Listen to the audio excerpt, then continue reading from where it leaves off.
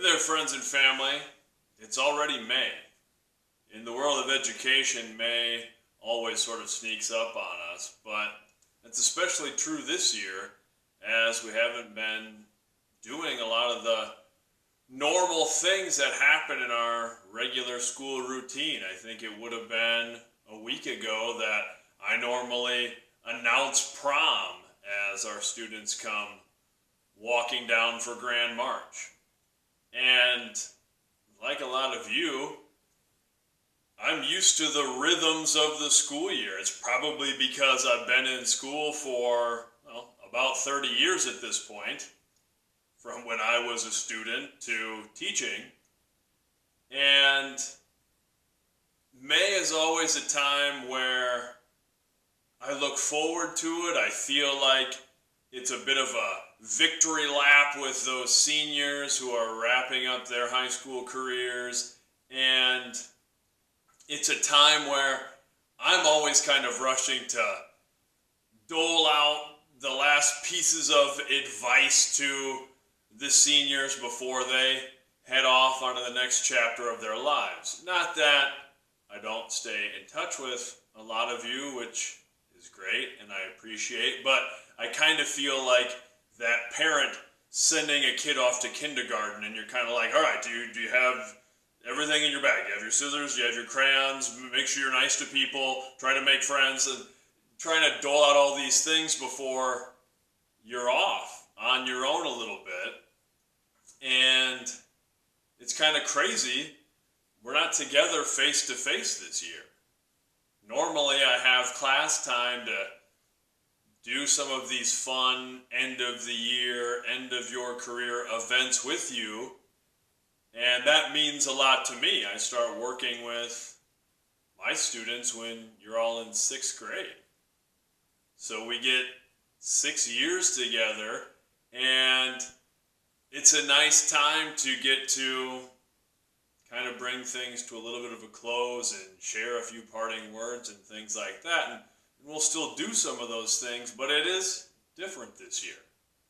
My heart really goes out to our seniors and all the seniors who aren't getting to finish their high school careers the way they imagined. And that's something that I've been talking to some students about, seniors who are really pretty much done, where we're doing some class stuff and things like that, but the regular school experience is over for them, and their senior year sort of just ended, and there is some anxiety, nervousness about the next step, because they've sort of been just thrust into it, even more so than usual.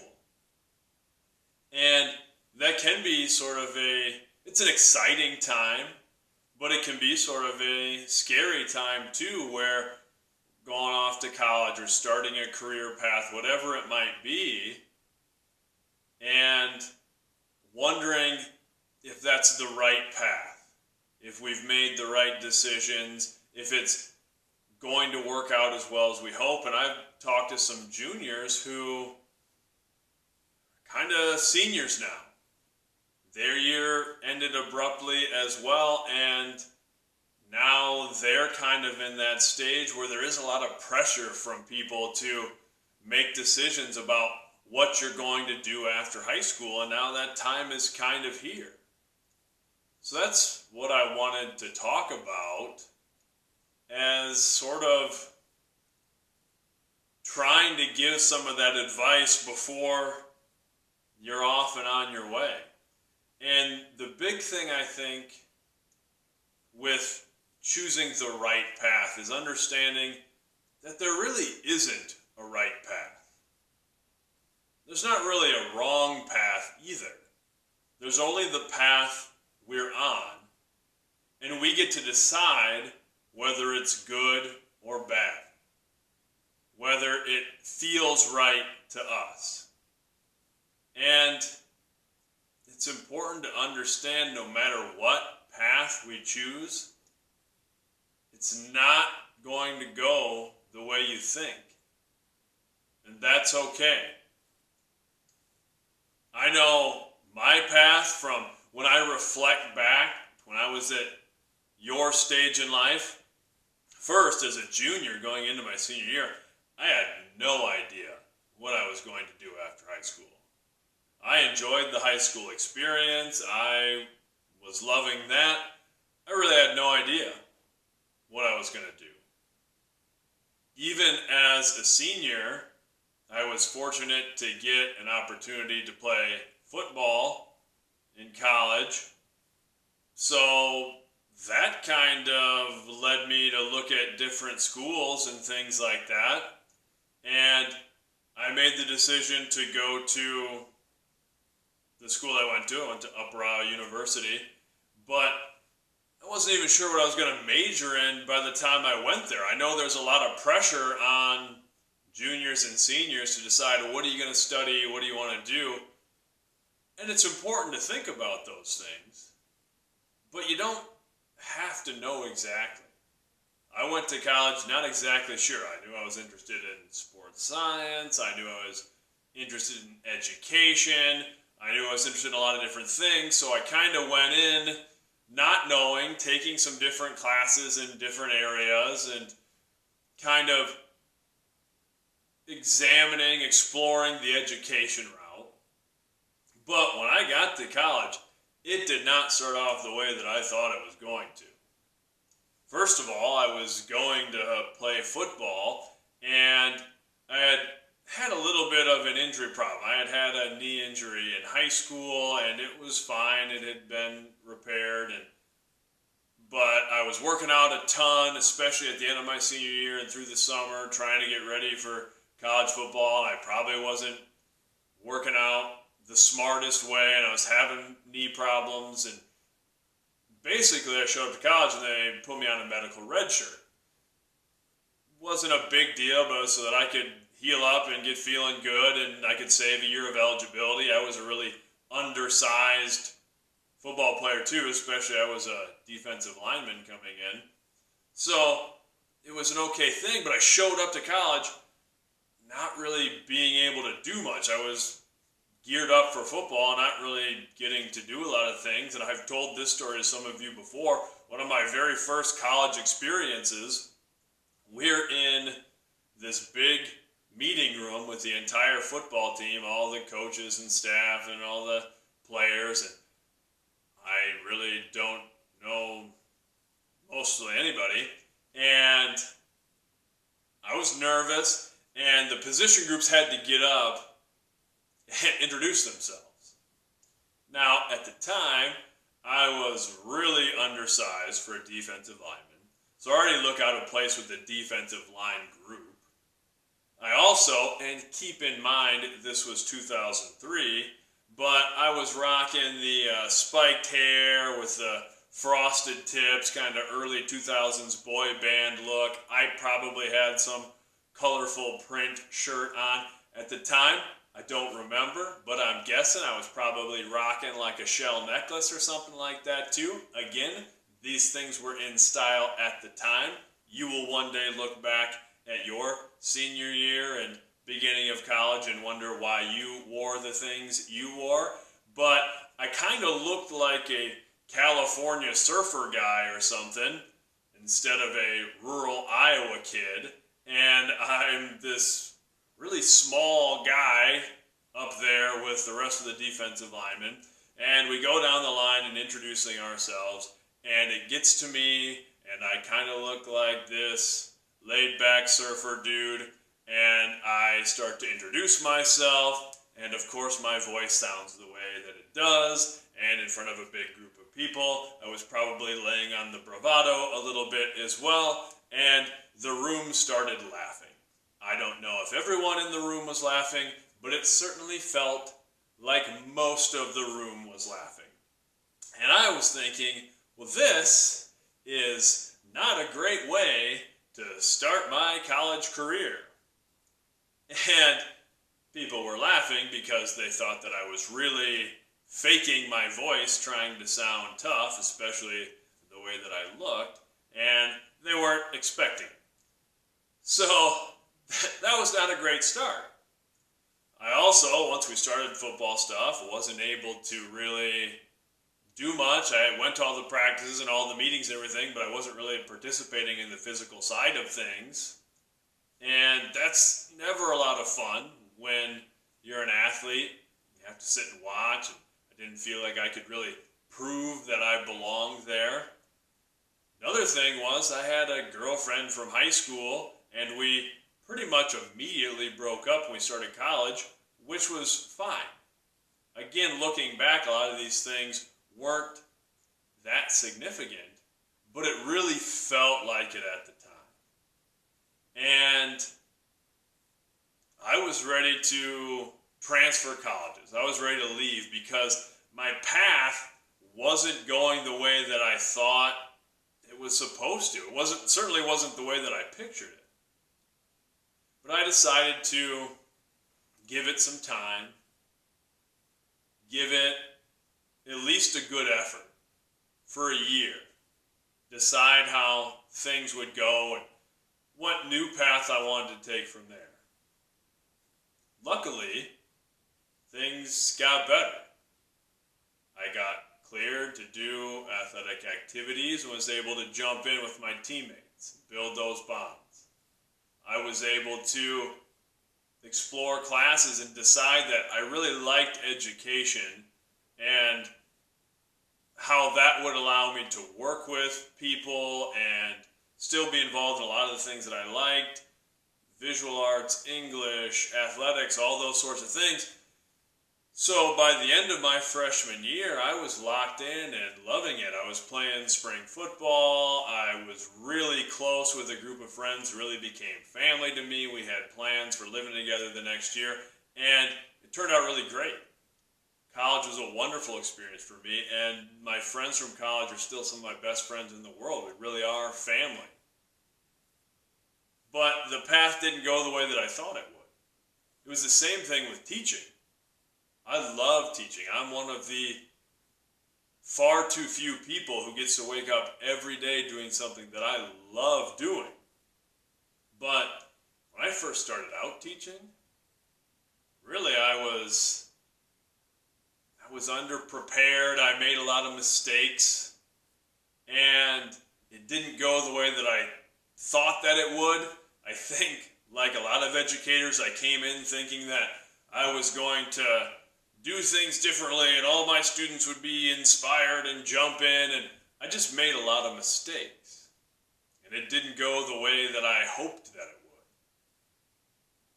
would. And I thought, getting an education, I wanted to be a head football coach right away, and I became one pretty early on. I made a lot of mistakes on that front too. And you may not know this, but I actually strongly considered leaving education on 2 separate occasions. One was after teaching a couple years, 2 years, at the first school I was at. And it's really no fault of anyone else. There's still a lot of those first students and athletes that I had that I am close with today, and I still talk to today. And it's great when I get the message of, hey, they're getting married and having kids now and all these sorts of things. And I'm so proud of them, and it's so wonderful. And I'm close to some of the people that I taught and coached with there. So it really turned out to be a great experience. But at the time, it just wasn't what I pictured. So my thought was, well, I'm going to leave. I had this interest in sports science too. I wanted to finish my master's degree in sports science. So I did that.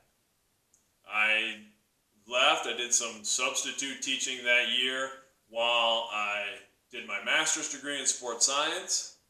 And I thought, well, I'm going to go into the full-time strength and conditioning side of things. That was another passion of mine. I had gotten my strength coach certification, so I was going to do that. But then the opportunity came along to move back to my hometown where I had graduated to teach there. And I thought, well, that sounds like a good opportunity. At the time, I was married. My son was on the way. Seemed like a great thing to get back closer to family, do stuff like that. And it was. It was a wonderful decision. But starting out even back here, there was a period where, again, I jumped into some things. I thought being an athletic director would be a great experience, and I did that. And it is a great job. It's a difficult job, but it turned out it was the same with being a head football coach, being an athletic administrator. I didn't enjoy the administrative side of things very much. I love the hands-on teaching and coaching and working directly with students and athletes. The administrative stuff I didn't really enjoy. So I had to take that path and realize, maybe this isn't for me. And it was a period of change at our school district, and I honestly thought about leaving again. I thought, okay, well, I gave this a try back home, but I think I'm gonna go a different route. And luckily I stayed, because it turned out to be the perfect fit for me. And a lot of it becoming the perfect fit was me just learning and growing and getting better at the job. But that's kind of the way life goes. We create these pictures in our heads of what the path should be, of where it should lead, and reality is never going to match that picture. I've had a lot of other things that have gone the same way. When I was 28, I had a series of health problems that lasted for a couple of years. Didn't expect that coming. I got divorced. I went through a bunch of these life experience things, and none of it was how I pictured things happening. But that's life. That's the way that it goes. And the important thing is that you just remember, it's all okay. It's all part of the experience. And the rocky roads, those create the best stories. And we learn the most from those difficult paths we travel. So when you're making these choices and wondering, is it the right choice? It's all the right choice, because we don't know if something isn't a good fit until we're walking down the path anyway. We have to give it a try. Trust your gut. A lot of times we know if something feels right to us, and other people will try to influence us. Even those people who are really close to us will try to tell us what the right paths are for us. But nobody can really know that except you. Trust your gut. You'll know if something feels right. If it feels right, it probably is. If it feels wrong, that's okay. We can take a new path or cut a new path through uncharted territory. But we had to walk down this path of difficulty to get to that fork in the road, to get to the next opportunity. So it's all important. A lot of times, it's maybe more important to figure out what isn't the right fit than what is.